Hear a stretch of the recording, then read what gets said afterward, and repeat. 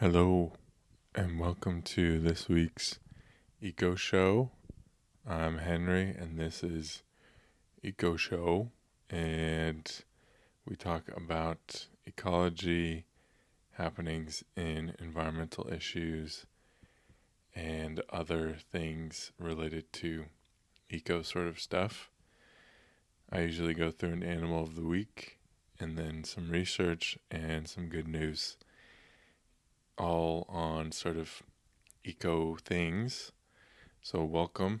Hope you enjoy. If you have any comments, please leave them below. I will check them. And if you have any likes, you can leave those too. And if you have any subscriptions, you can also subscribe and you'll see when I release new things, hopefully.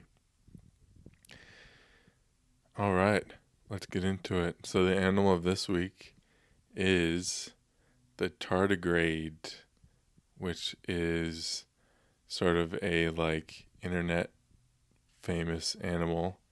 It's also called or known as a water bear, and it's a small micro animal that has 8 legs. We'll have a photo of it here, and it looks pretty freaking adorable. Tardigrade comes from tardigrada, which means slow stepper, and that's because it moves slowly through when you're observing it, and you can look at it on a microscope. So if you have a low power microscope, like even the cheap ones that anyone can sort of get, you would be able to see one of these. You could find it generally in sort of pond water or water that may have some sort of algae in it, because they eat algae, and there's a lot of them around and about, and they're super tiny, so they're about half a millimeter in size when fully grown, and they can vary depending on the species. They can vary in size. So they are found in mountaintops, the deep sea, tropical rainforest, and the Antarctic. They're one of the most resilient animals. They've been able to survive outer space, and there are 1,300 known species of tardigrade. The earliest known members of this group of animals were found preserved in amber from 145 to 166 million years ago, sort of the age range of that amber. So it's kind of like in Jurassic Park, the mosquito or whatever it was that was saved in the amber. There was a tardigrade that was preserved in the amber, and this told people a lot about tardigrades because what they found in it was anatomically very similar to modern tardigrades. So that gave rise to the idea that actually they may have come about much, much earlier than that. And their estimates that they sort of appeared as their own species 500 million years ago. So they've been around for a really long time. And they've survived all of the mass extinctions and everything like that, partly because they are so resilient. They can handle extremely cold temperatures, and they can survive really hot temperatures. They can survive above boiling for a few minutes. They aren't adapted to live in those extremes, but they can tolerate them. They're prevalent in moss and lichen because they eat plant cells, algae, and other small microbe friends. There are male and females that are able to be differentiated, and females are often larger, and they are oviparous or oviparous, which means they lay eggs. So they're little water bears that can lay eggs. And they have been seen to court before mating. Before mating, they have also been seen to live for a few months to some years, and they can suspend their metabolism for up to, if not more than, at least 30 years. So they've been stored in a cold temperature, and they sort of are able to revive themselves from being rehydrated. So they can stick around for 30 years after being cold and frozen down. And ecologically, they're important species because they are so resilient. They're able to be pioneer species in new environments, and then they act as a food source for other species that may eat them. So that is the tardigrade. Cute little animal. Very extreme. The cutest extreme animal there is. Okay, on to our papers. Our papers this week are from the journal Ecology, and I'm trying to work out get the sound right because the last recording sounded a bit quiet, so this one might be a bit loud. I need a way to check the levels, but I don't know how to do that, so I apologize if you've been needing to toggle the volume for these. See if I can work it out. Yep, so the papers this week are from Ecology, which is a very big and popular journal.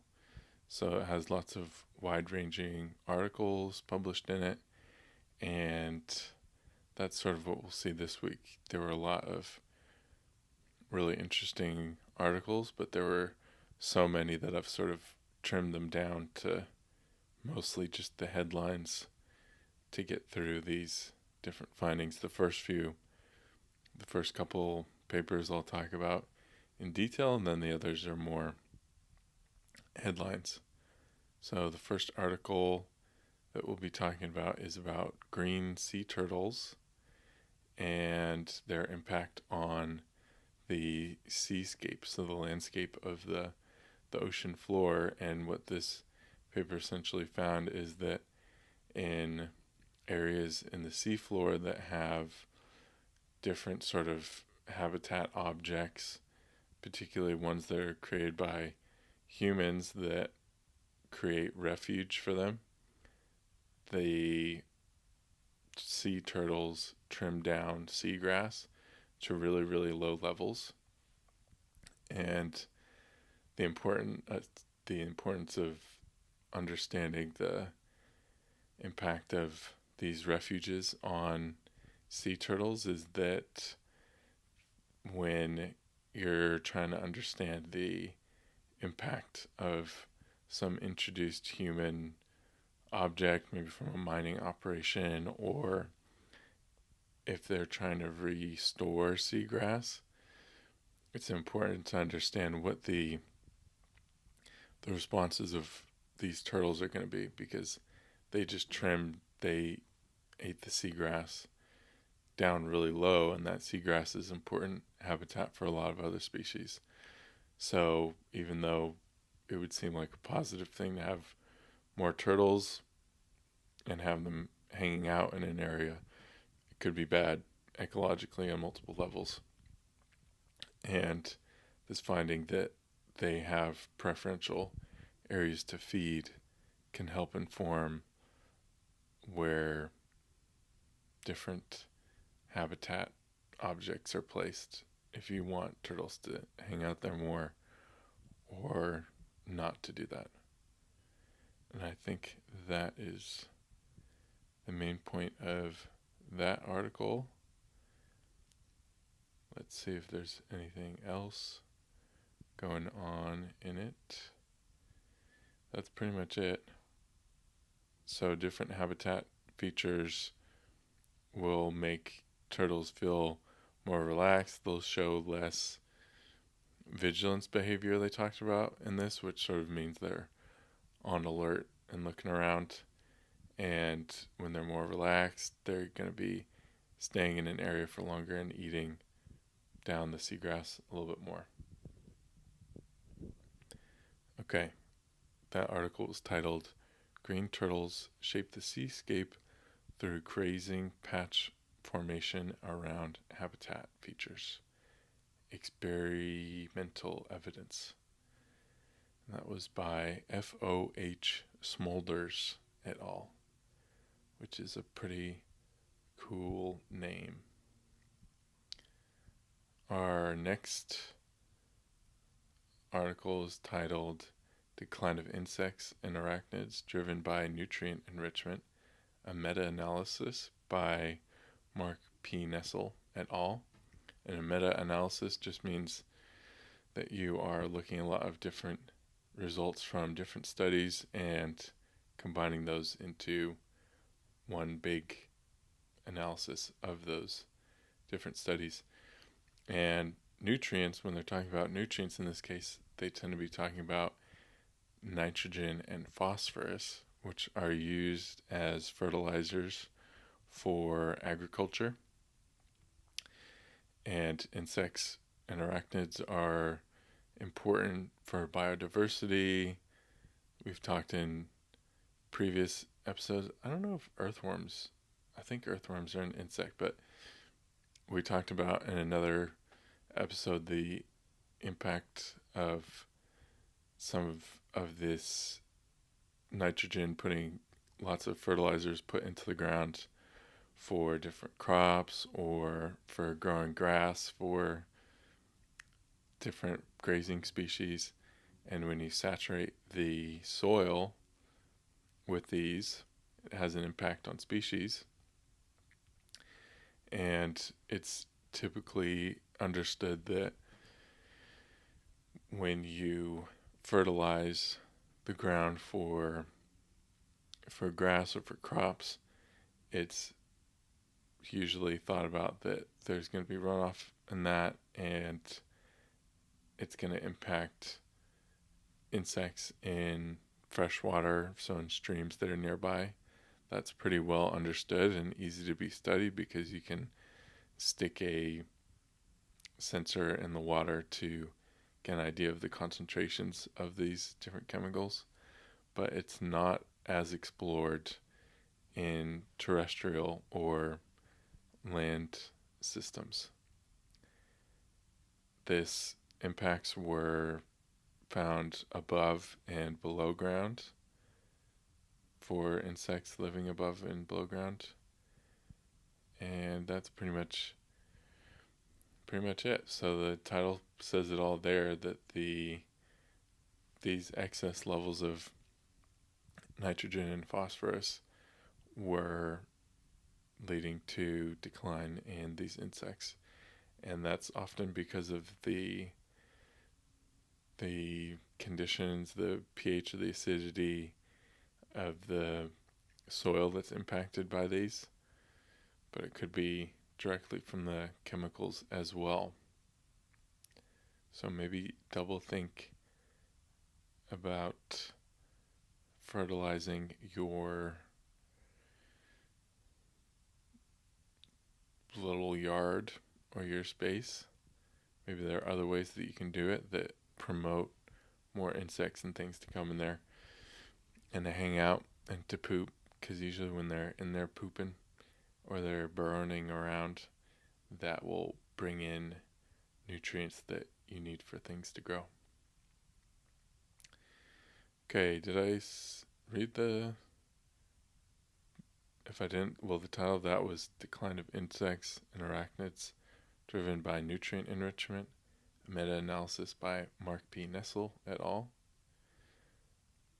Our next one, I just have a title for it, so it looks like it's fairly straightforward. And this was titled Rare and Declining Bee Species Are Key to Consistent Pollination of Wildflowers and Crops Across Large Spatial Scales. So we've got the next two papers are pretty bee themed, and that was by Mark A. Genung or Genung et al. So they were looking at the pollination across large spatial scales and seeing if introduced bee species are able to pretty much fill the roles by rare and declining bee species, and they're talking more about species that are from the areas that they were studying, and introduced bee species were not able to completely fill in the gaps. So it's important to be able to save all of these different species of bees, even the rare and declining ones, which may seem like they don't have a big impact because they may have smaller populations. But for pollination of wildflowers and crops on these large spatial scales, it's important to have them all there and all of them interacting and helping out. Everyone needs to do their part. All the bees need to come together. And staying on this bee topic, our next paper was looking at these invasive or introduced bee populations and the impacts of those on endemic or native bees. And when you bring in what they were finding in this other paper is that introducing honeybees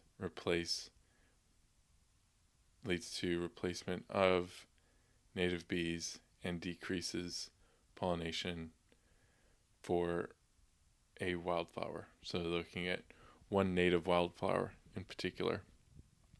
So this kind of tacks on to the other one that you can have these interactions that happen at multiple levels with bees and your native ecosystems. So having everybody there, all these different bees have particular roles that they play, and introduced bees may not take advantage or even be able to take advantage of all of the pollen that's in the environment. So by just aiming to protect one type of bee or prioritizing one type, you may risk losing out on diversity of other insect bee species, and also you may risk losing these other plant species. My mind is crawling along today. And that was titled, the second article there was titled, Honeybee Introductions Displace Native Bees and Decrease Pollination of a Native Wildflower. That was by Maureen L. Page and Neal M. Williams. So lots of wide-ranging, interesting articles in the Journal of Ecology today. Our next article is moving to another interaction of insects and things. Insects and things. That's sort of the thing going on today. So, wow, yeah. It's a nice day here. We got some blue skies, the wind's blowing a little bit. I'm going to take a little breather.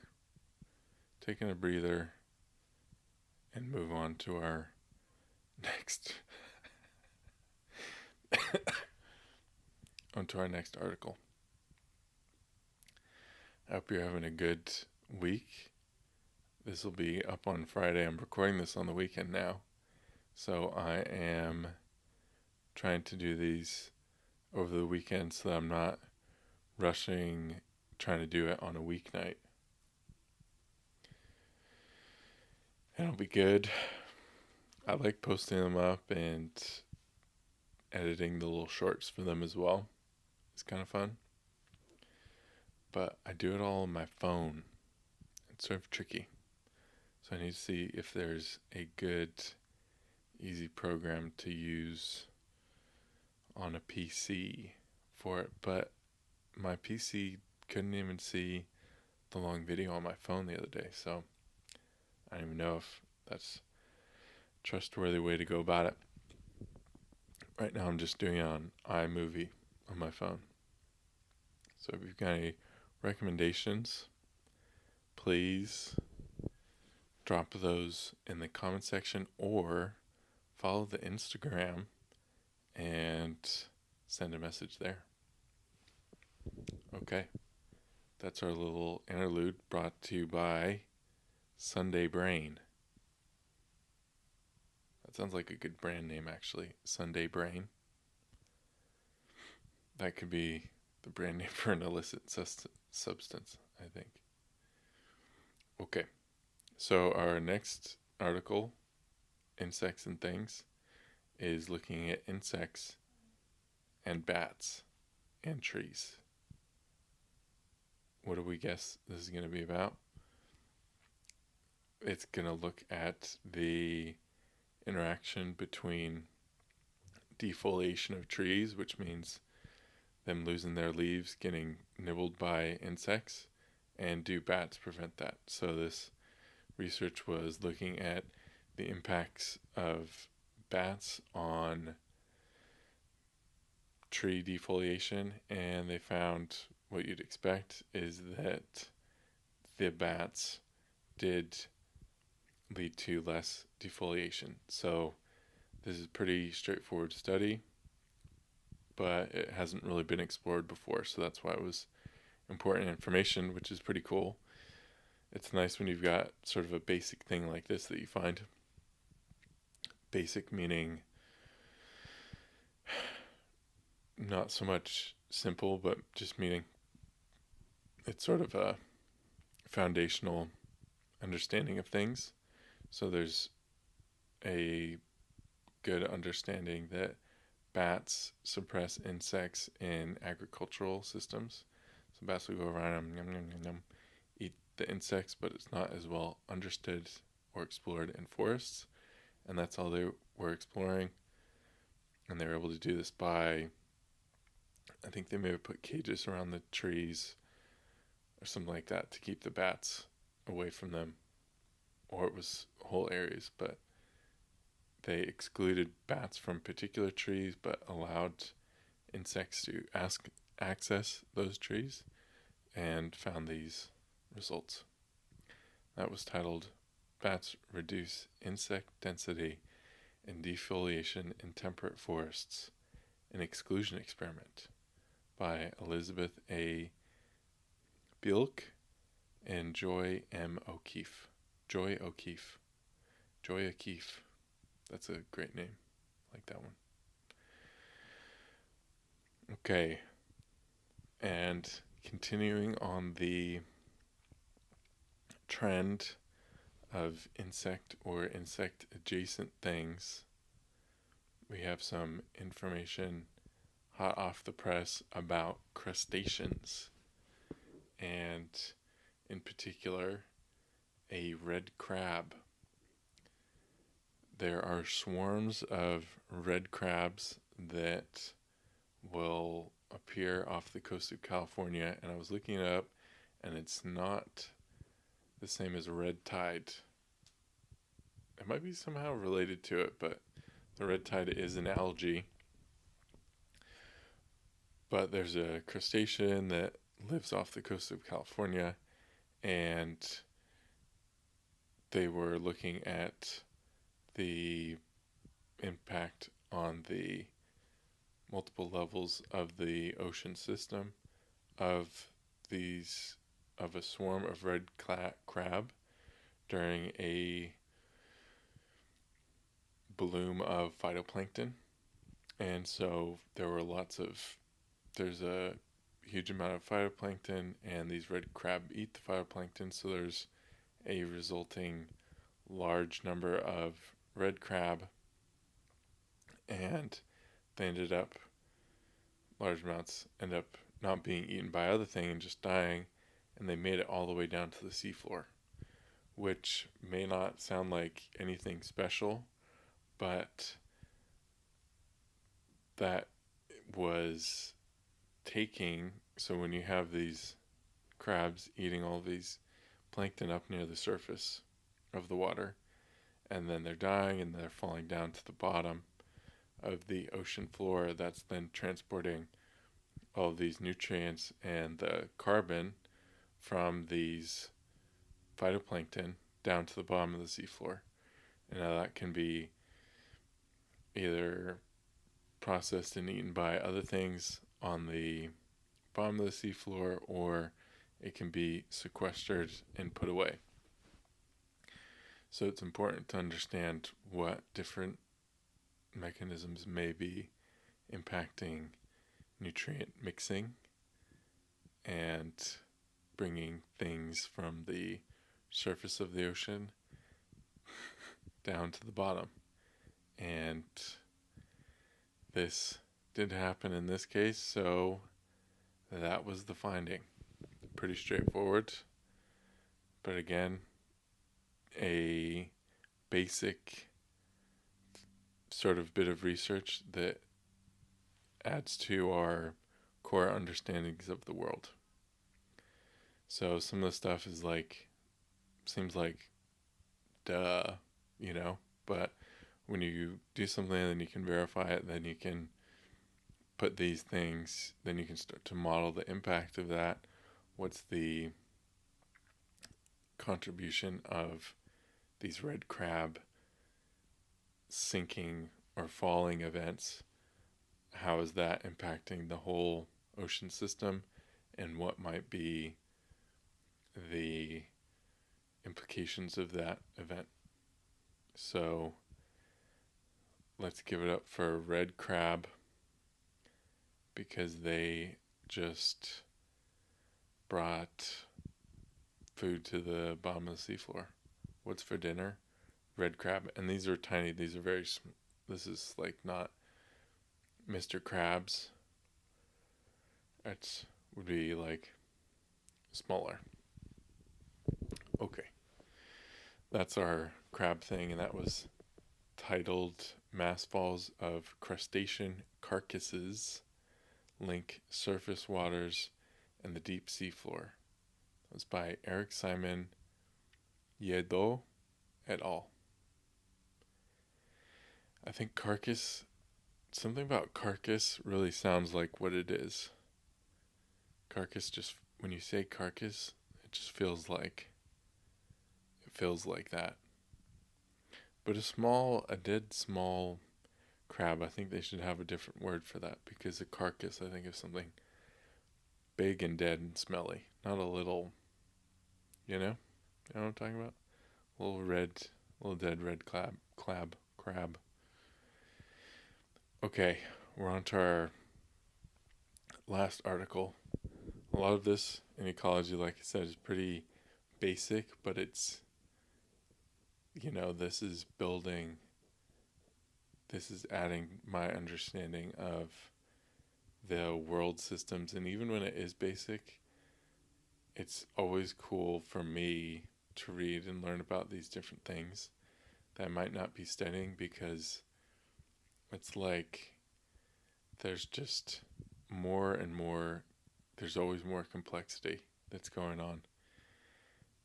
And it makes it, sometimes the world can seem simple, but when you are seeing how many simultaneous things are going on, moving energy and different chemicals and things around the world all the time, makes it seem pretty magical.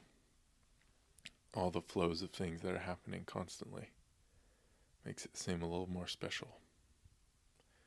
Okay, our last big paper, we're making a bit of a jump from insects but still relating to, we talked about turtles and their impacts. Ooh, I should have grouped this with the sea turtles one. Oh well.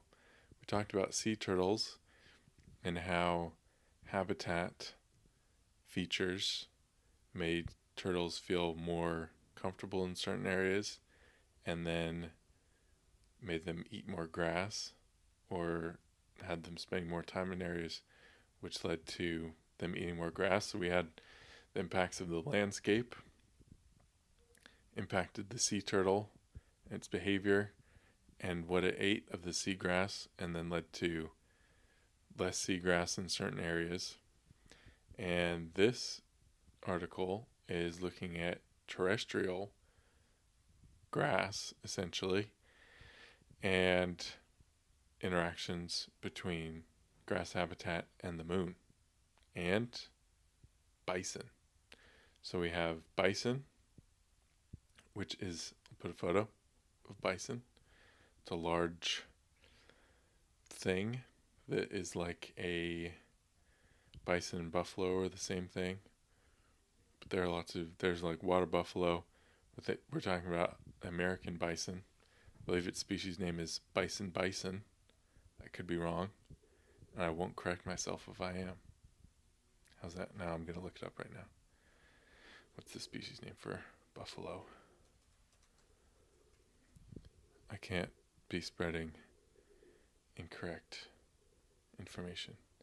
When you Google buffalo, the first buffalo that comes up is Buffalo, New York. Like, obviously I'm not interested in that. Oh my gosh, and the second buffalo was not even just the animal. They want me to choose. Crikey. So there's an African buffalo, which is, the species name is Cincerus Kaffir. Come on, and then there's bison. Yes.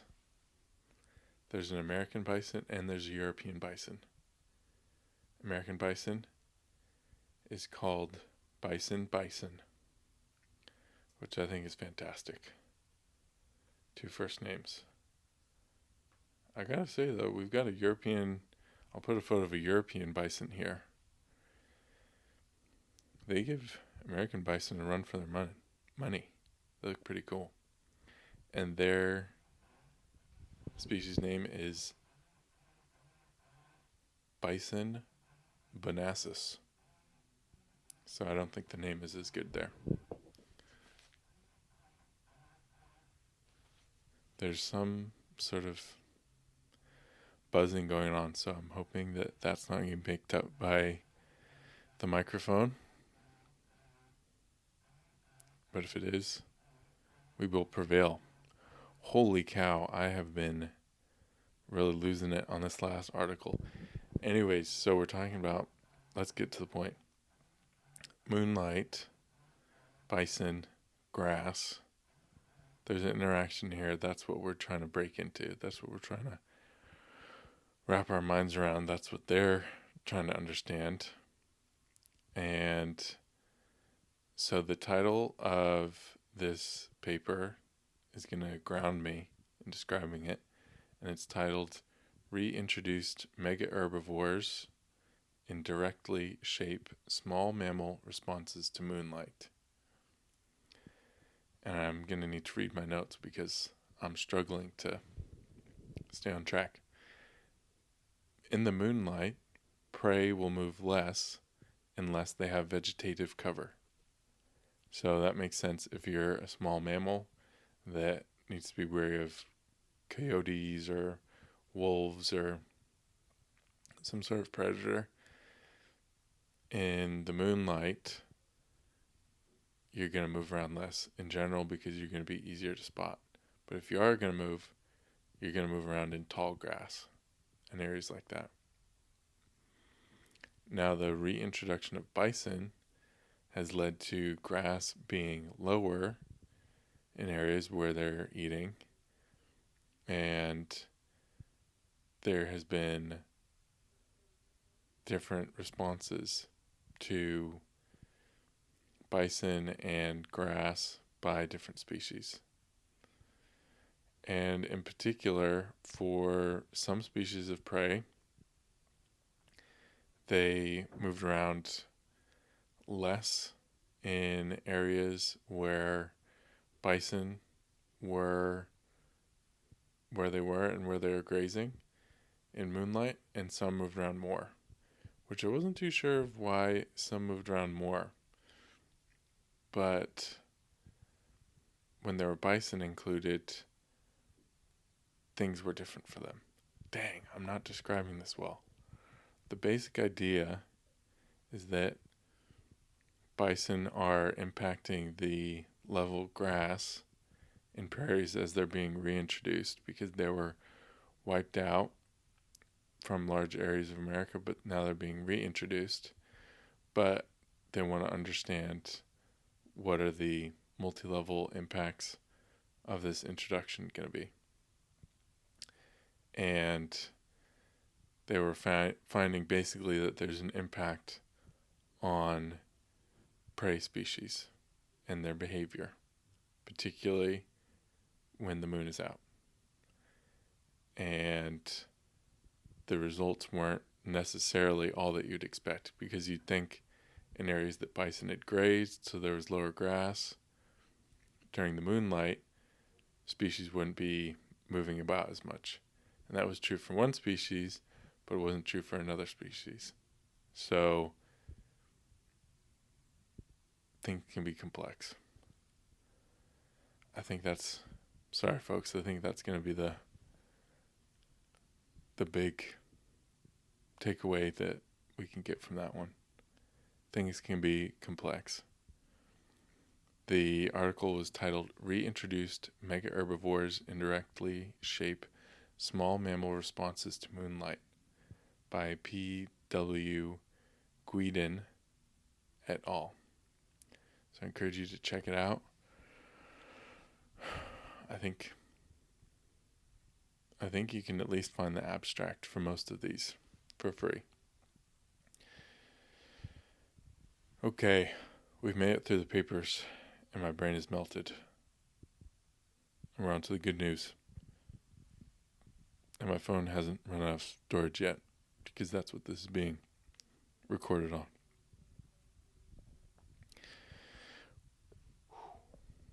Okay, we have 3 pieces of good news, and then we've made it. So if you're listening to this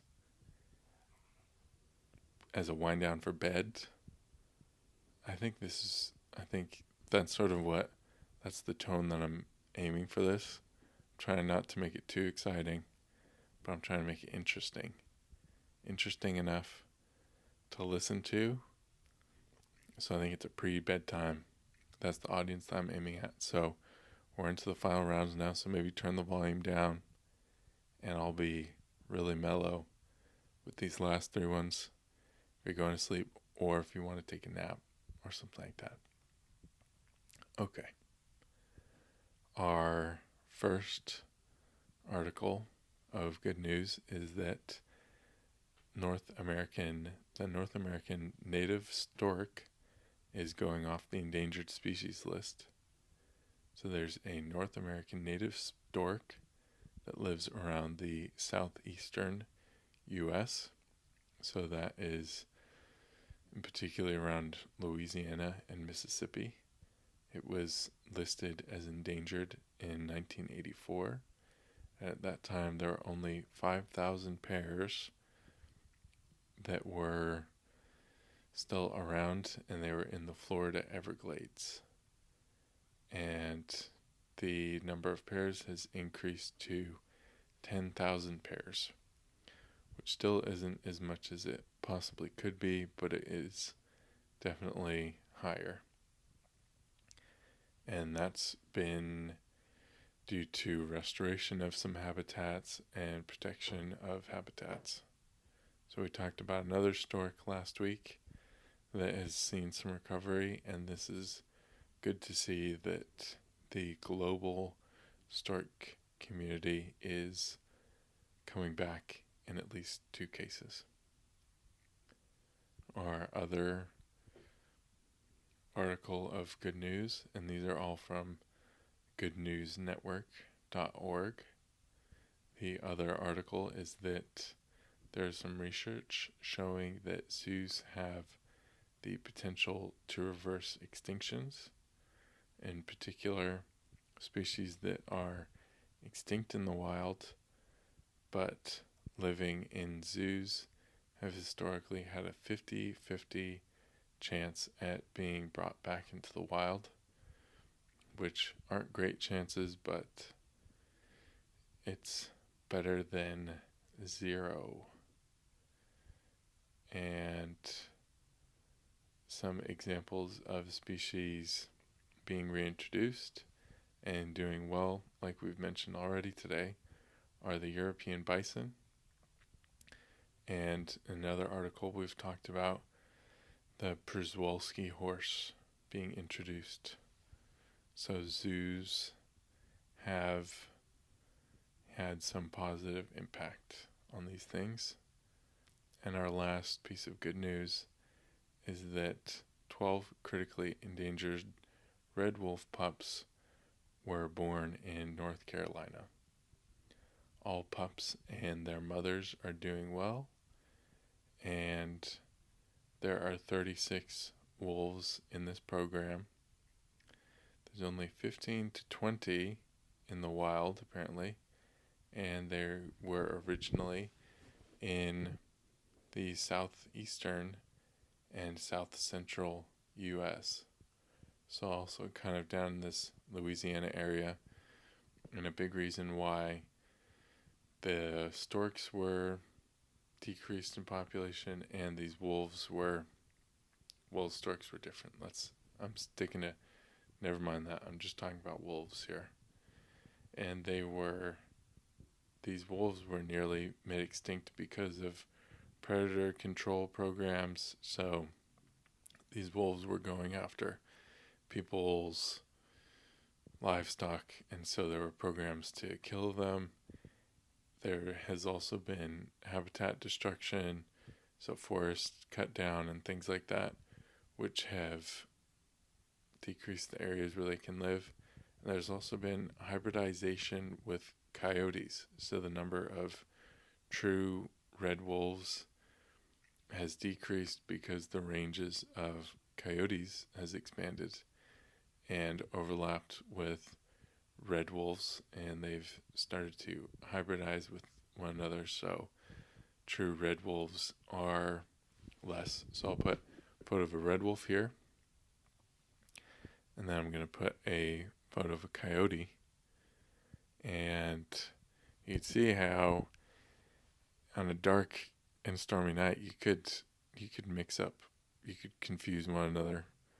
If you were feeling romantic as either a romantic coyote or a romantic red wolf, you might just fall in love with one of the other folks because they look pretty similar. So that is the situation there, and they've wanted to reintroduce red wolves, but these programs have had mixed success and are often not successful because you're putting a wolf back into the wild, and it seemed like from what I was reading, these reintroduction programs weren't particularly well planned out, and that's okay as long as you're recording your mistakes and things like that. But when you're reintroducing something like wolf that was taken out because of its impact on livestock and things like that, it's going to be tricky to do that well. But positive news that there were pups that were born in this zoo.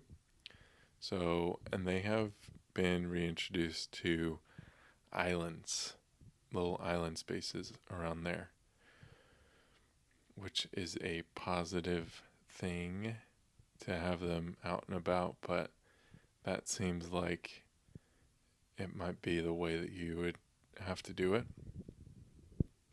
to have it work, to have isolated areas like that, because the wolves are going to go outside of reserves and everything.